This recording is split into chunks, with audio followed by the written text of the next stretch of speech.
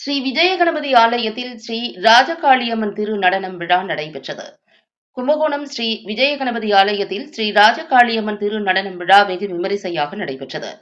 இதில் திரளான பக்தர்கள் கலந்து கொண்டு சுவாமி தரிசனம் செய்தனர்.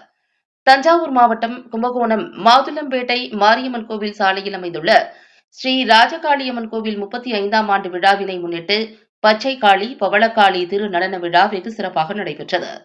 ஆலயத்திலிருந்து பச்சை காளியும் பவளக்காளியும் வீதி உலா புறப்பட்டு நேற்று இரவு 9 மணிக்கும் மேல் ஆதிலட்சுமி நகரில் அமைந்துள்ள புதிதாக கட்டப்பட்ட ஸ்ரீ விஜயகணபதி ஆலயத்தில் பச்சை காளி பவளக்காளி உறவாடும் நிகழ்வு சிறப்பு பூஜைகள் நடைபெற்றன. இதில் பச்சை காளி பவளக்காளி திரு நடனமாடியது காண்பவர்களை பரவசப்படுத்தியது. நிகழ்ச்சி ஏற்பாடுகளை லயன்ஸ் தபதி விஜயன் குடும்பத்தினர்கள் மற்றும் தெருவாசிகள் சிறப்பாக செய்திருந்தனர். இதில் ஏராளமான பக்தர்கள் கலந்து கொண்டு அம்மனிடம் திருநீறு பூசி அருளை பெற்றனர்.